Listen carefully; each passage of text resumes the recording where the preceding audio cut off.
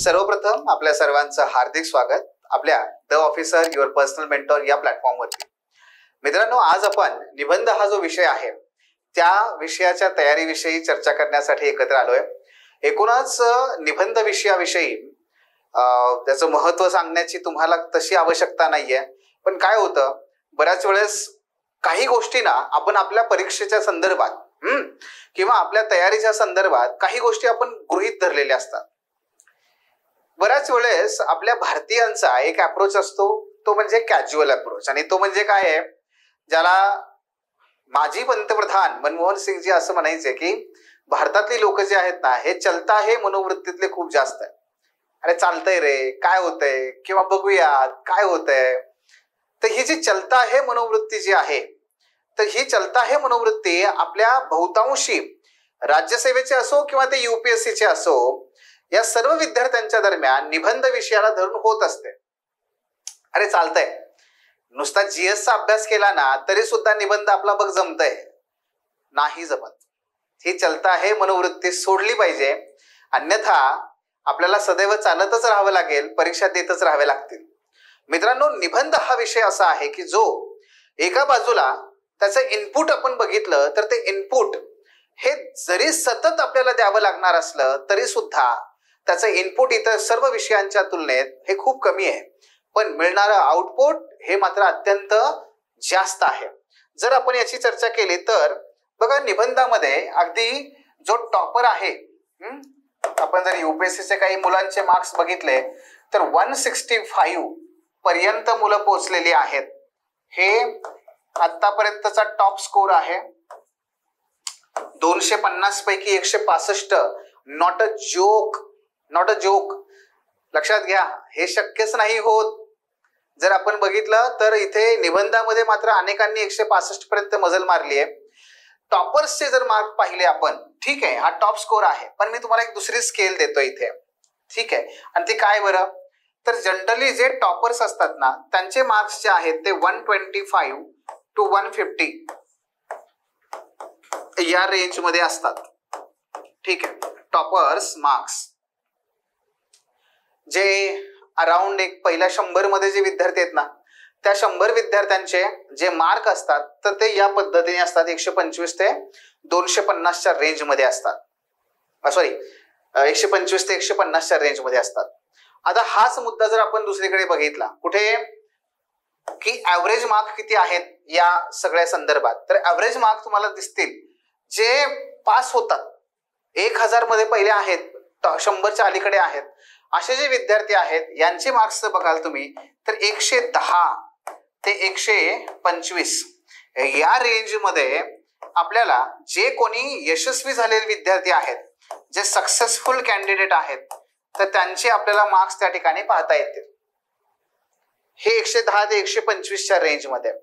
आणि ज्या विद्यार्थ्यांना पोस्ट नाहीये पण इंटरव्ह्यूचा त्यांना कॉल आलेला आहे, इंटरव्ह्यू देऊन आलेले आहेत, तर ही जी मुलं आहेत ना ही कोणती आहेत माहितीये, ही आहेत बघा अराउंड 80 ते 110 पर्यंत, 110 मार्कांपर्यंत ज्यांना इंटरव्ह्यूचा कॉल आहे असे. आता तुम्ही ठरवा की तुम्हाला यातलं काय हवं आहे. मी तुम्हाला त्या सगळ्या स्केल इथं उपलब्ध करून दिल्या. जर तुम्ही गतवर्षींच्या अनेक विद्यार्थी यशस्वी झालेल्या विद्यार्थ्यांचे मार्क्स पाहिले तर तुम्हाला हे कळेल की नक्की तुम्हाला इथं कुठं असायला आवडेल, आणि ते म्हणजे निश्चित आहे टॉपर मध्ये, बरोबर ना. आणि जर तुम्हाला टॉपर यायचं असेल तर तुम्हाला 125 ते 150च्या रेंज मध्ये मार्क्स पाहिजेत. रेंज मध्ये मार्क्स पाहिजेत. तुम्हाला मी उदाहरणं सांगतो, अगदी या वर्षीचे सुद्धा आहेत बरेचशी. मित्रांनो, 420 416 अशा रँक आहेत विद्यार्थ्यांच्या की ज्यांना एसए मध्ये मात्र 80 ते 85च्या दरम्यान रेंज आहे त्यांची, म्हणजे मार्क आहे. म्हणजे विचार करा, जर त्यांना एसए मध्ये 80च्या 85च्या ऐवजी जर 110 115 पडले असते तर आज ते पहिल्या 20 मध्ये पोहोचले असते. पहिल्या 20 मध्ये. आज IAS मिळेल की नाही माहित नाहीये, IPS मिळेल कदाचित, पण ते बाहेरचं कुठलं तरी दूरचं केडर मिळेल, कदाचित IRS सुद्धा मिळेल. फार मोठा फरक पडतो. आणि म्हणून हे पहिल्यांदा बेंचमार्क ठरवा की आपल्याला मार्क्स किती हवे आहेत, किती मिळवायचे आहेत, आणि त्याच्यानुसार तुम्हाला हे कळून जाईल की निबंधाचं महत्व किती मोठं आहे. गेटिंग. आता हा झाला पहिला मुद्दा. दुसरा, जर आपण बघितलं जीएसचे जे इतर पेपर आहेत, ठीक आहे, हा, आणि त्याचबरोबर आपला एसएचा पेपर आहे निबंधाचा, या दोघांची जर आपण तुलना केली, ना, तर जीएसचा जो सब्जेक्ट मॅटर आहे, जीएस हा कसा आहे बघा, हा फार तांत्रिक आहे. हा कसा आहे, हा तांत्रिक आहे. त्या विषयाचं तुम्हाला ज्ञान असणं आवश्यक आहे. एसे तसा नाहीये. एसे हा सर्वसाधारण स्वरूपाचा आहे. म्हणजे कॉन्टेंट जर विचारात घ्याल ना, ठीक आहे, कॉन्टेंट म्हणजे वाटलं तरी मी इथे लिहून ठेवतो हेडिंग, कॉन्टेंट. थांबा, अरे हा कॉन्टेंट. आर्ट अँड आर्किटेक्चरचं तुम्हाला उत्तर लिहायचंय, कला व संस्कृतीचं उत्तर लिहायचंय, आणि तुम्ही मात्र त्यामध्ये पॉलिटीची भाषा वापरताय किंवा सायन्स अँड टेकची भाषा वापरताय. जमेल का? नाही जमणार. त्यातला कॉन्टेंट तुम्हाला आर्ट अँड आर्किटेक्चरचाच पाहिजे, बरोबर ना? तशा पद्धतीने जीएस हा अत्यंत तांत्रिक आहे. एसए माझा सर्वसाधारण स्वरूपाचा असतो. त्यामुळे दुसरा मुद्दा बघा, जीएस मध्ये मात्र काय होतं, तुम्हाला एक दिलेला सिलेबस आहे, एक निश्चित अभ्यासक्रम आहे. मात्र हा अभ्यासक्रम जो आहे, ठीक आहे, हा अभ्यासक्रम कसा आहे बरं, जो दिलेला आहे तो कसा आहे, तो वेग आहे. वेग आहे. वेग जरी असला तरी तुम्हाला दिलेला सिलेबस आहे की तुमच्या समोर, मग वेग कसं काय म्हणता? नाही, तसं नाही म्हणायचं. म्हणजे कसं, भूगोलाचा विचार करा. तुम्हाला पेपर पहिल्यामध्ये भूगोल आहे की नाही, त्या भूगोलामध्ये तुम्हाला मला एका क्षणामध्ये उत्तर द्या किंवा स्वतःला तरी ऍटलिस्ट उत्तर द्या, ठीक आहे. त्याच्यामध्ये ओशनोग्राफी आहे का? ओशनोग्राफी आहे का पहिल्या तुमच्या याच्यामध्ये? सिलेबस मध्ये ओशनोग्राफी आहे का? सागरशास्त्र आहे का? हा, नाही माहिती, पण प्रश्न येतात का? आलाय का प्रश्न? कधी आलाय? नाही आलाय? आलेला आहे. मागे बघा, विश्लेषण करा, तुम्हाला सापडतील. मित्रांनो, जीएसचा सिलेबस हा बऱ्यापैकी कसा आहे, साचेबंद आहे. साचेबंद आहे. पण हा साचेबंद असलेला हा जो सिलेबस आहे, तो सिलेबस इथे मात्र तसा नाहीये. इथे मात्र कसा आहे, हा मुक्त आहे. मुक्त. एसएला असा काही टिपिकल सिलेबस नाहीये. एसएला सिलेबस टिपिकल नाहीये की हा एवढे तुम्हाला पॉइंट आहेत, एवढे करा, यातून आपण तुम्हाला निबंध विचारूया. नाही, तुम्हाला तो मुक्त आहे, मुक्त स्वरूपात आहे. मग इथं मुक्त असल्यामुळे फायदा काय होतो माहितीये? तुम्ही जर एसएचे थीम्स बघितले, काही फिलॉसॉफिकल आहेत, काही कोट बेस आहेत, काही तुम्हाला सोशल आहेत, काही इकॉनॉमिक आहेत, काही एन्व्हायरमेंटचे आहेत, काही तुम्हाला कंटेम्पररी पॉलिटिकल आहेत. म्हणजेच काय, असं वेगवेगळ्या प्रकारचे आहेत. यात तुम्हाला स्वातंत्र्य आहे. तुम्हाला काय आहे, तुम्हाला तुमची अभिव्यक्ती व्यक्त करण्यासाठी तुम्हाला इथे स्वातंत्र्य आहे. आणि तुम्ही ठरवा तुम्हाला कुठल्या प्रकारच्या थीमचा अभ्यास करायचा आहे, तुम्ही ठरवा, तुम्हाला स्वातंत्र्य आहे. त्यामुळे इथं बंधनं नाही आहेत सिलेबसच्या संदर्भात, इथे मात्र आहेत. तिसरा मुद्दा, तुम्ही जर बघितलं जीएस मध्ये, तर तुम्हाला इथं निश्चित प्रकारची पुस्तकं सुद्धा आहेत. म्हणजे इथं मी संदर्भ ग्रंथ असा मुद्दा लिहितो, संदर्भ ग्रंथ. तर इथं तुम्हाला काय आहेत, निश्चित स्वरूपाची संदर्भ ग्रंथ आहेत, ती वाचावीच लागतील. त्याचं बंधन आहे. इथे मात्र तसं काही नाहीये. कोणतीही संदर्भ ग्रंथांची यादी नाही. कोणतीही यादी नाही. मग याचा जो अभ्यास आहे एसएचा, तो कुठून करणार तुम्ही? तर बेसिक आहे ते म्हणजे वर्तमानपत्र. वर्तमानपत्र हा तुमचा सगळ्यात महत्वाचा स्रोत आहे. तिथूनच सगळा अभ्यास करायचा आहे. त्यानंतर तुम्हाला जमलं, आवड असेल, अवांतर वाचन करा. ह्या दोन बाबीतून, दोन्हीतूनच तुम्हाला काय करायचंय, याचा सगळा काही कॉन्टेंट मिळवायचा आहे. बाकी तुम्ही जीएस मधून, ऑप्शनल मधून तुम्हाला कॉन्टेंट मिळतच राहतो, नाही असं नाहीये. पण केवळ तेवढ्या पुरतं नाहीये हे. इथे तुम्हाला कोणतीही यादी नाही. त्यामुळे हे कसं आहे बघा, मुक्त आहे. दररोज आपण जे काही आपल्याला आवडतं आपण ते करत जरी राहिलो ना, तरी सुद्धा तुमचे स्त्रोत इथे भक्कम होतात, तुम्हाला ते मजबूत होतात किंवा तुम्हाला ते मिळतात. तो स्त्रोत तुमचा कॉन्टेंट डेव्हलप होत जातो. ठीक आहे. दुसरा मुद्दा, इथे जर तुम्ही लेखन शैली बघाल, लेखन जीएस मध्ये मात्र तुम्हाला काय करावं लागतं, लेखन तुमचं जे आहे अत्यंत तांत्रिक स्वरूपाचं लागतं आणि टू द पॉइंट लागतं. नेमकेपणा इथे फार महत्वाचा आहे जीएस मध्ये. इथे मात्र तुमचं लेखन कसं असलं पाहिजे, हे नवोन्मेषी असलं पाहिजे. नवोन्मेष, ठीक आहे. त्याचबरोबर सृजनशील तुमचं लेखन असलं पाहिजे. आता नवोन्मेष आणि सृजनशील म्हणजेच काय बघा, आतापर्यंत तुम्हाला त्यांनी कुठेही बांधून ठेवलं नाहीये. एसएची तयारी करत असताना सर्वसाधारण त्याचं स्वरूप असतं. सिलेबस काही निश्चित नाहीये, मुक्त आहे, तुम्हाला स्वातंत्र्य आहे. स्रोत तुम्ही ठरवाल त्या पद्धतीत त्याचा उपयोग करू शकता. आतापर्यंत तुम्हाला इथं आयोगाने कुठेही बांधून ठेवलेलं नाहीये. इथे मात्र आयोगाची तुमच्याकडून अपेक्षा आहे आणि ते म्हणजे तुमचा निबंध जो आहे ना तो सृजनशील क्रिएटिव्ह असला पाहिजे. क्रिएटिव्ह असला पाहिजे. दुसऱ्या बाजूला आमचे बरेचसे विद्यार्थी असे आहेत की त्यांना हे वाटतं की नाही सर आमच्यावर नका सोडू, तुम्ही सांगा, तुम्ही सांगाल ते आम्ही करतो. म्हणजे हे असं, आम्हाला सिलेबस द्या, आम्हाला पुस्तकं सांगा, आम्ही अभ्यास करतो, कसं लिहायचं तेही सांगा, आम्ही लिहितो. बऱ्याच मुलांना काय तुम्ही सांगा, तुम्ही करा, तुम्ही द्याल तशा पद्धतीने आम्ही जातो, त्यांना हे बरं वाटतं. मात्र जेव्हा ज्याच्या काही थांग पत्ता लागत नाही अशा निबंधाची तयारी करणं मात्र मग विद्यार्थ्यांना फार जड जातं. सर कळतच नाहीये नक्की करू काय, का? कारण ना सिलेबस आहे, ना पुस्तकं आहेत, ना काहीच नाहीये. आणि वरतून तुम्ही म्हणताय प्रभावी लिहिलं झालं पाहिजे, सृजनशील लिहिलं पाहिजे. करायचं कसं, लिहायचं कसं? आता ह्या सगळ्या ज्या गोष्टी आहेत त्याच्यामुळे काय होतं, बहुतांश विद्यार्थी हे मुक्त स्वरूप, हे अत्यंत साधं सोपं असणारं स्वरूप हे असून सुद्धा निबंधाकडे ते फारसं आत्मविश्वासाने लक्ष देऊ शकत नाहीत.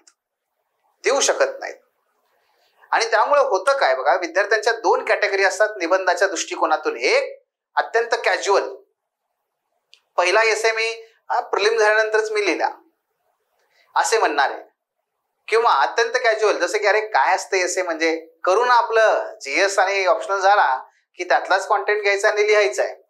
पण मग ते किती मार्क्स पडतात, मगाशी म्हटल्याप्रमाणे 80 ते 100च्या दरम्यान. त्याचा काही उपयोग नाहीये. आणि दुसरी कॅटेगरी कोण असते माहितीये, असे विद्यार्थी की जे काय करतात, निबंधाकडे प्रचंड भीतीने बघतात. नाही हो सर याचं काही जमतच नाहीये, कसं सुरुवात करू काही कळतच नाहीये, सर काही समजत नाहीये, आम्हाला काहीतरी सांगा, हे असं काहीतरी करून द्या. पण मित्रांनो ना याच्याकडे फार घाबरू नका, याच्याकडे फार भीतीने बघू नका, ना याला फार कॅज्युअली घेऊ नका, चलता आहे असं करू नका. दोन्हीही प्रकारच्या मनोवृत्ती तुम्हाला घातक आहेत. तुम्ही निबंधाकडे एक तांत्रिकता म्हणून बघा, निबंधाकडे त्याच वेळेस मुक्त म्हणून पण बघा. म्हणजे करायचं काय नक्की सर सांगतो बघा. निबंधासाठी दोन गोष्टी आवश्यक असतात. एक म्हणजे आशय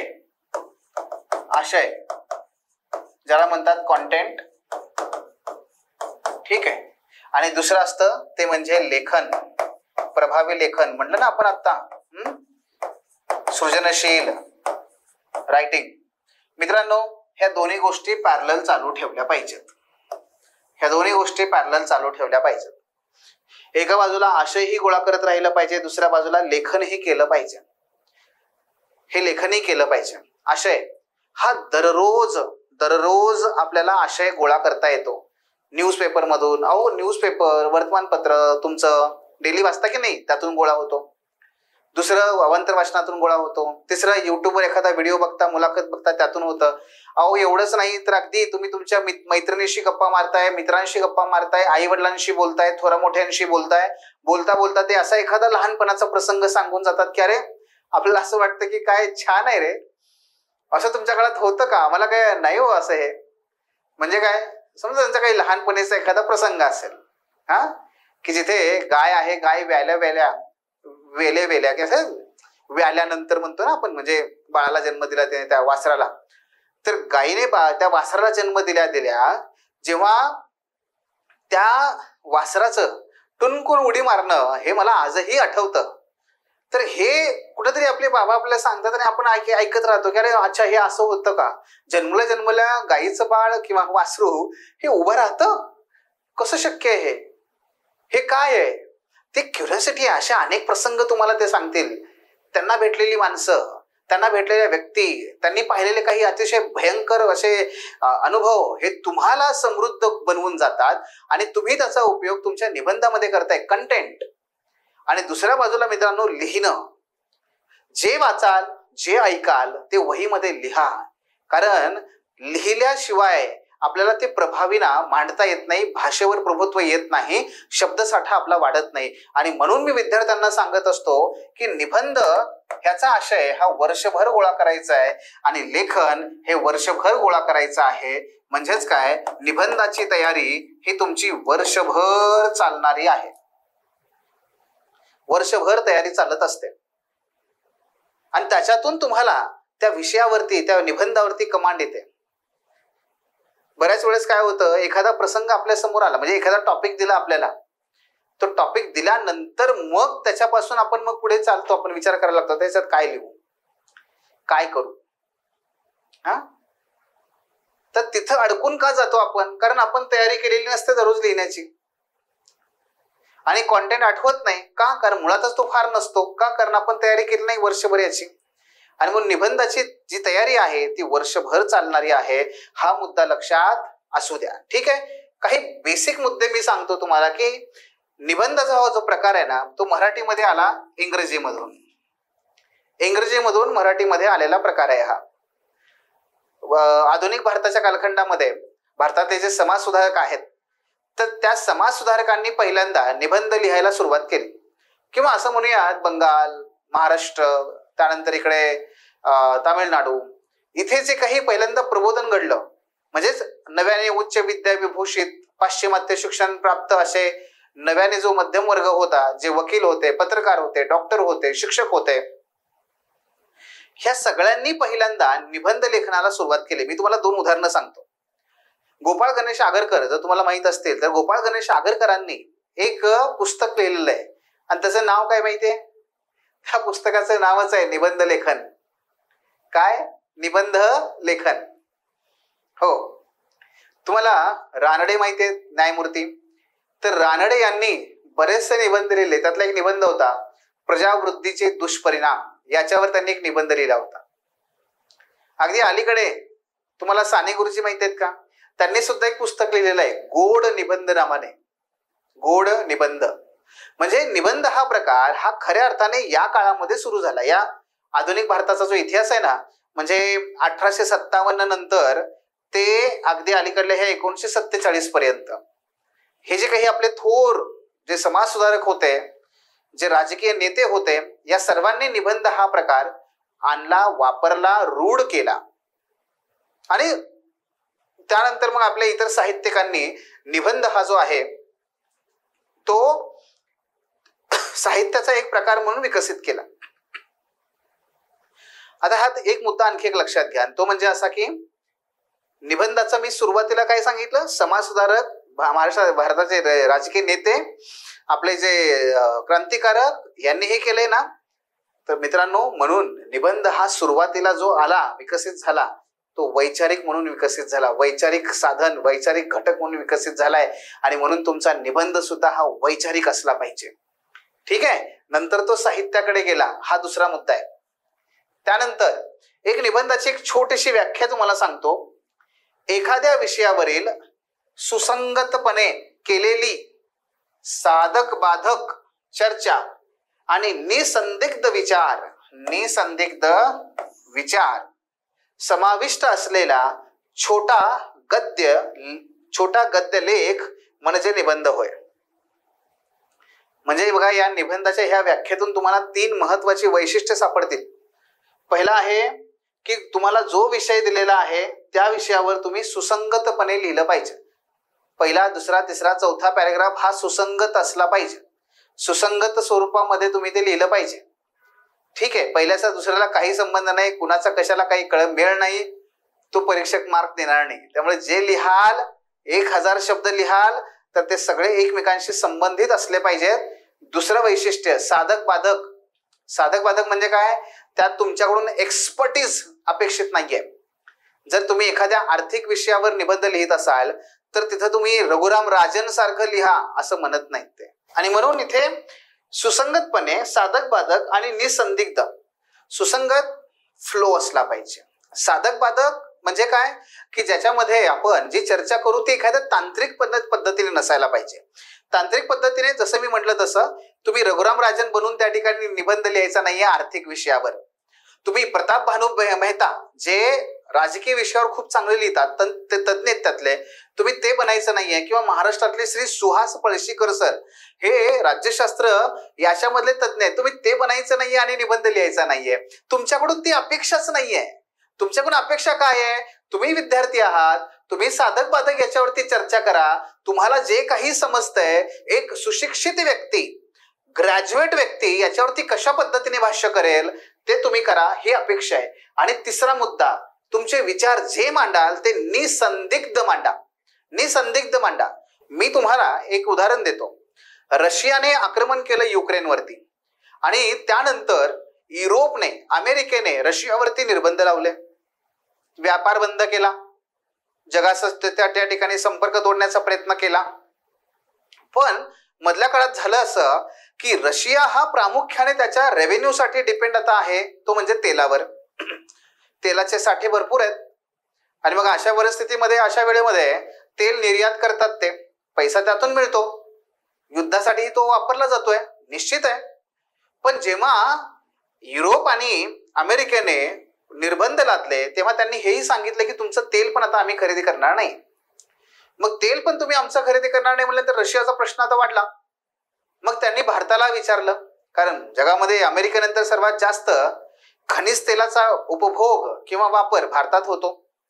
मग त्यांनी भारताला विचारलं आणि भारताने त्यावेळेस या संधीचा उपयोग करून घेतला.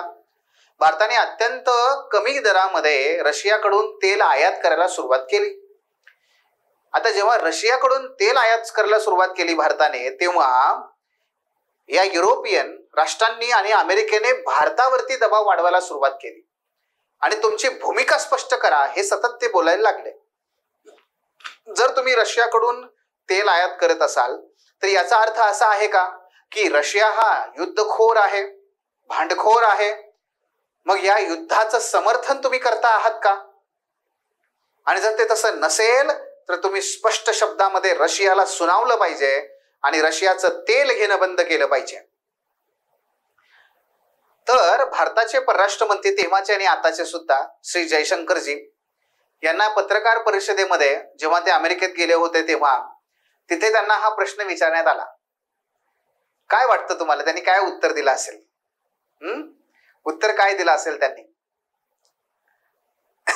ते असं नाही म्हणाले की नाही आम्हाला अमेरिकाही जवळचा आहे, रशियाही जवळचा आहे, रशियाने पण काहीतरी थोडीशी नमती भूमिका घ्यावी, असं करू नये, अमेरिकेनेही थोडंसं आपलं निर्बंध कमी करावेत, असं करू नये, हा नाही याला सोडायचंय ना त्याला सोडायचंय, असं काही बिलकुल नाही.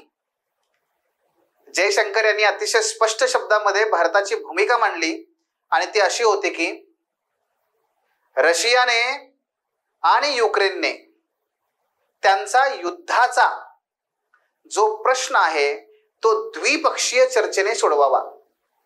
कारण रशिया आणि युक्रेन यांच्या दरम्यानचं युद्ध हे द्विपक्षीय युद्ध आहे, तो त्यांचा प्रश्न आहे आपापसातला.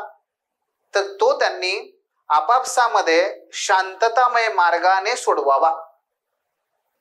बघा कसं आहे, पहिला मुद्दा त्यांनी स्पष्टपणे मांडला की जगाने याच्यामध्ये नाक खुपसू नये, अमेरिकेने नाक खुपसू नये, कारण हा त्या दोन देशांच्या दरम्यानचा प्रश्न आहे, अतिशय क्लिअर कट पहिलं.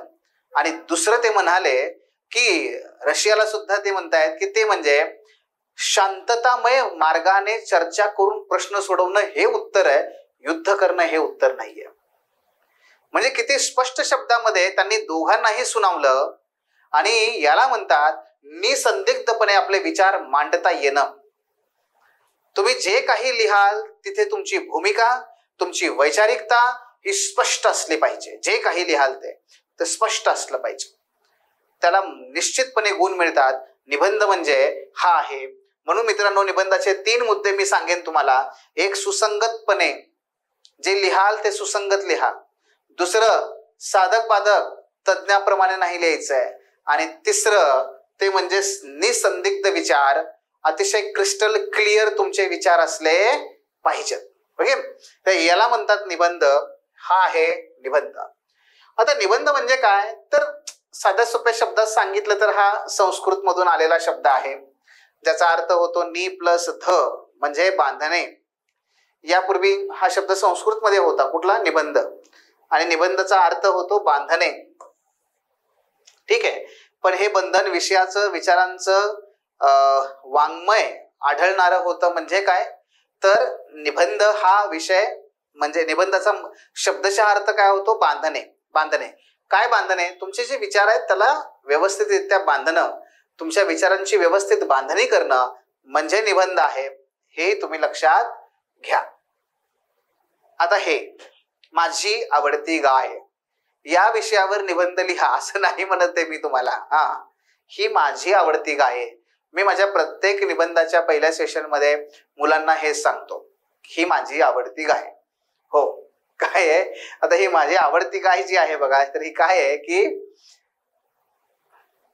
कुणाकडे बघते? तुमच्याकडे नाही, माझ्याकडे बघते. तुमच्याकडे कुठे काय? येस, माझ्याकडे बघते ती, आमची मैत्री आहे. असो, चला निबंधाकडे या.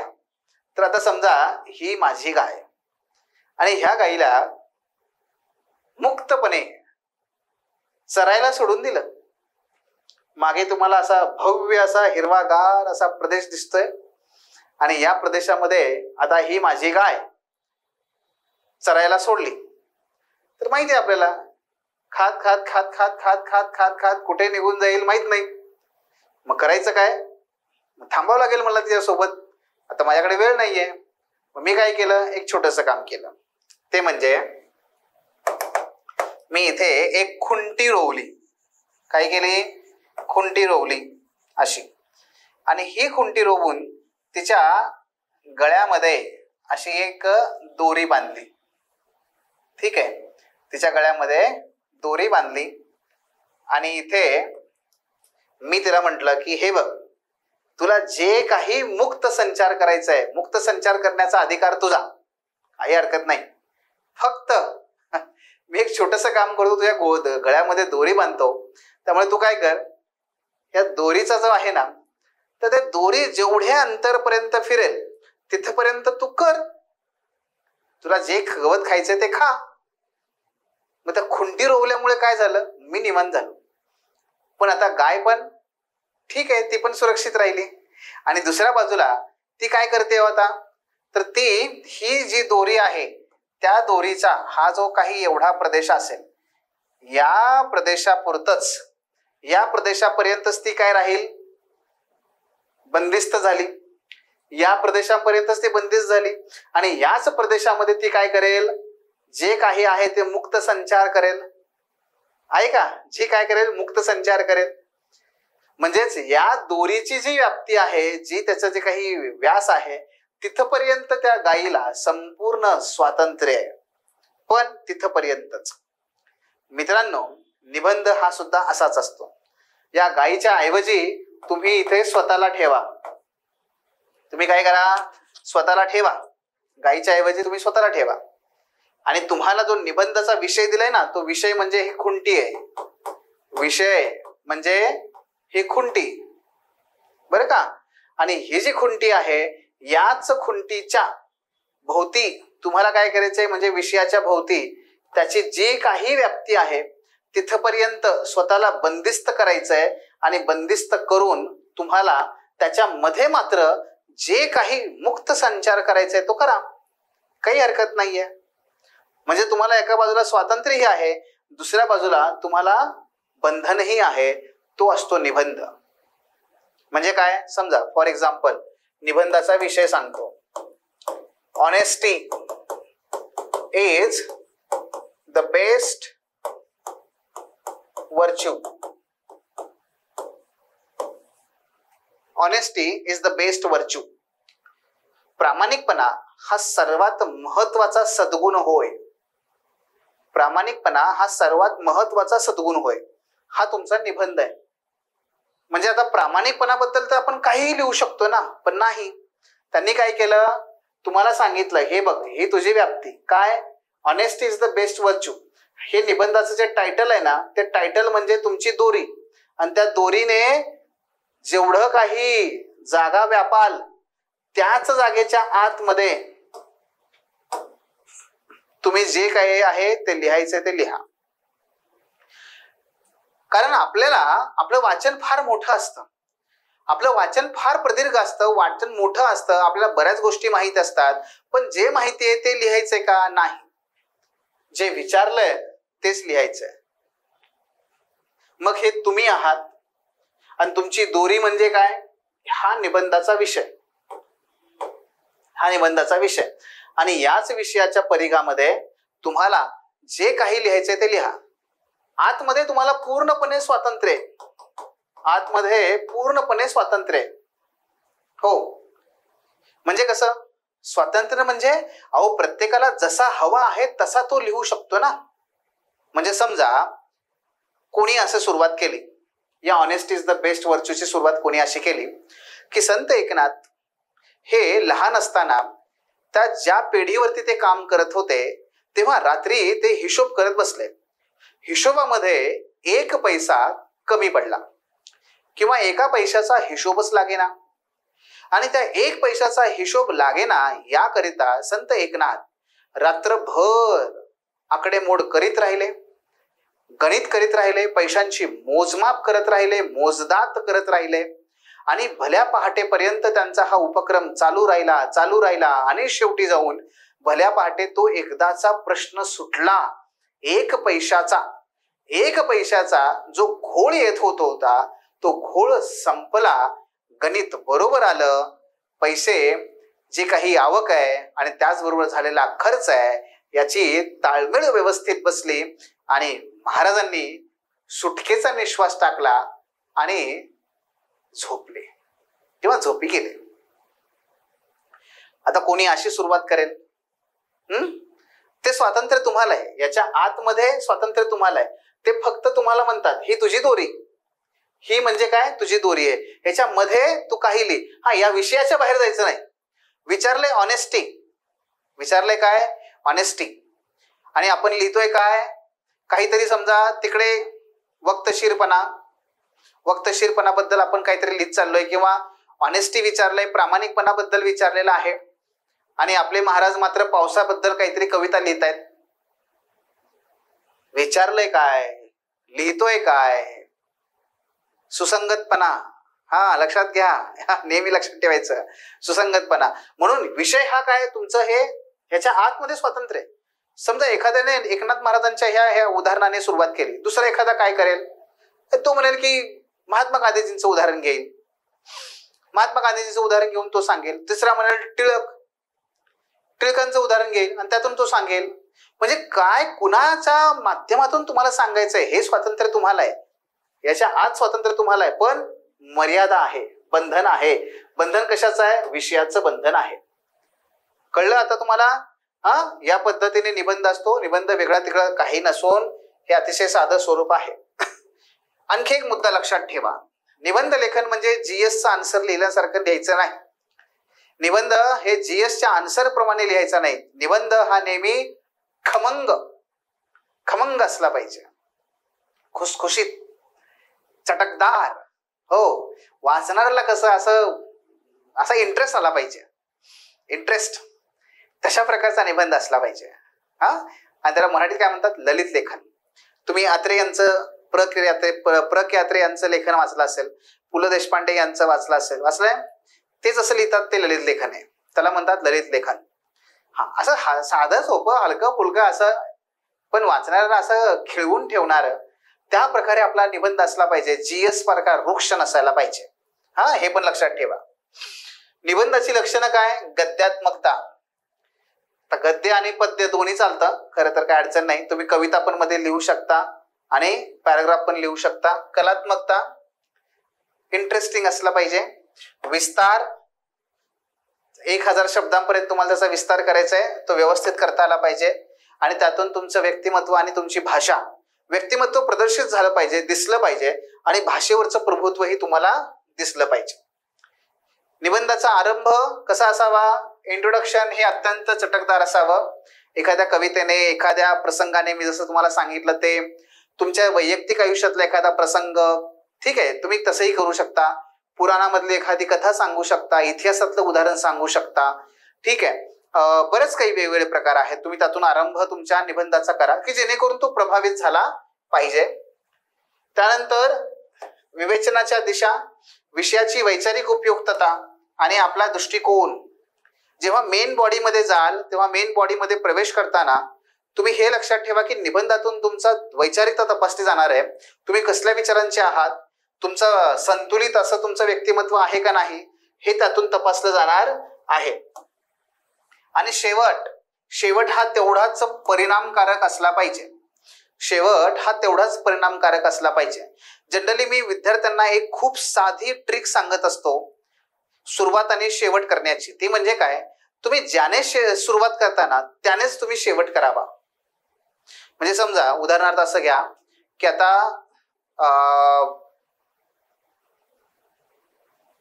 एकनाथ महाराज, आपण संत एकनाथ महाराजांच्या त्या छोट्या असतानाच्या प्रसंगाने आपण सुरुवात केली. शेवट आपण त्यानेच करूया. शेवट त्यानेच करूया. कसं, तर असं लिहिता येईल बघा. सगळं आपण निबंध लिहिला आणि आपण शेवटी लिहू शकतो की संत एकनाथ महाराजांनी मधल्या काळामध्ये जे वारकरी संप्रदायाचे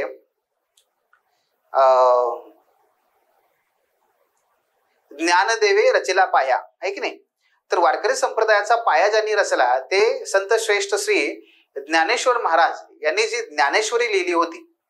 या ज्ञानेश्वरी ग्रंथामध्ये मधल्या काळामध्ये बऱ्याचशा धर्मगुरूंनी, पंडितांनी स्वतःच्या स्वार्थापोटी चमत्कार, काही अंधश्रद्धा ह्यांचा समावेश केला होता. ज्यामुळे मूळची ज्ञानेश्वरी आणि संत एकनाथ महाराजांच्या काळात पर्यंत आलेली ज्ञानेश्वरी यात खूप अंतर निर्माण झालं होतं. परिणामी संत एकनाथ महाराजांनी जी मूळ ज्ञानेश्वरी आहे त्याच्यातून अंधश्रद्धा, अवास्तविकता, चमत्कार हे दूर करून ज्ञानेश्वरीची संशोधन केलं, ज्ञानेश्वरीचं शोधन केलं आणि त्यातून एकनाथी ज्ञानेश्वरीची निर्मिती केली. यातून हे दिसतं की एकनाथ महाराजांनी चमत्कार, अंधश्रद्धा व त्यातून काही विशिष्ट वर्गाच्या पोटासाठी चालवलेल्या व्यवसायाचा व त्यातून निर्माण होत असलेल्या भ्रष्टाचाराचा कडाडून विरोध केला व अत्यंत प्रामाणिकपणाने त्यांना जे ज्ञान प्राप्त झालं व त्यांना जे जाणवलं ते त्यांनी सिद्ध केलं. एकनाथी म्हणजे ज्ञानेश्वरी मधून या सर्व बाबी दूर करून त्यांनी स्वतःचा वारकरी संप्रदायाशी असणारी त्यांची निष्ठा, त्यांचा प्रामाणिकपणा हा गुण याच्यातून आपल्याला पाहायला मिळतो. म्हणजे ज्याने सुरुवात केली त्यानेच तुम्ही शेवट केलं, वर्तुळ पूर्ण झालं. म्हणजे परीक्षकाला सुद्धा लगेच कळेल, अरे सुरुवात एकनाथ महाराजांनीच केली होती याने, शेवट एकनाथ महाराजांनीच केला. वा, हे असं जेव्हा येईल ना त्या तोंडातून की वा, हे मी आतापर्यंत पाहिलं नाही, आता मला जाणवलं नाही. मला हे ना एखादा चित्रपट जसा सस्पेन्स असतो, सुरुवात ज्याने होते त्याने शेवट आहे, तशा प्रकारे ते. आणि ही ट्रिक माझ्या विद्यार्थ्यांना मी नेहमी सांगतो, तर तसं तुम्ही करू शकता. अतिशय परिणामकारक आपला हा जो आहे शेवट हा झाला पाहिजे. एक कोटेशन आहे, Confucius wisely stated, life is really simple but we insist on making it complicated. Confucius नावाचे विचारवंत होते, दार्शनिक होते. त्यांचं वाक्य असं आहे, आयुष्य हे फार साधं सोपं आहे, आपण आहोत की जे त्याला क्लिष्ट बनवतो. त्यामुळे निबंध लेखन, त्याचा आशय गोळा करणं आणि लिहिणं साधं सोपं आहे, त्याला उगीच क्लिष्ट करू नका. ठीक आहे मित्रांनो, हे लक्षात घ्या की आपण भारतीय लोक आहे ना, हे स्टोरीज म्हणजे कथा ऐकत ऐकत मोठे झालेलो आहोत आणि ऐकत ऐकतच आपण जीवन जगत आलेलो आहोत. आपल्याला आवडतात कथा ऐकायला, कथा सांगायला. इथे तेच करायचंय. तुमच्यापैकी सुद्धा बरेच जण वेगवेगळ्या विषयातले तज्ज्ञ आहात किंवा असं म्हणूया तुम्हाला आवड आहे त्यातली. अनेक वर्ष तुम्ही ते काम केलं. कोणी वक्तृत्वामध्ये काम करत असेल, कोणी डिबेटमध्ये काम करत असेल, कोणाला छंद अवांतर वाचनाचा असेल. मित्रांनो, खूप छान पद्धतीने तुम्ही लिहू शकणार आहात, काहीच अडचण नाहीये. मी फक्त वाटाडे आहे, मार्ग तुम्हाला चालायचा आहे, पण निश्चितपणे वाटेमध्ये असणारे खाचखळगे आणि त्याचबरोबरचे येणारे आव्हानं याच्यामध्ये तुम्हाला नक्की मदत करणार आहे, हे मात्र तेवढंच खात्रीने. ठीक आहे. तर हे होतं निबंध म्हणजे काय आणि त्याची तयारी कशी केली पाहिजे किंवा काय गोष्टी आपण लक्षात ठेवल्या पाहिजे याबद्दल. धन्यवाद. The officer your personal mentor चॅनलच्या नवनवीन अपडेट्ससाठी चॅनलला लाईक, सबस्क्राईब आणि शेअर करा. थँक्यू.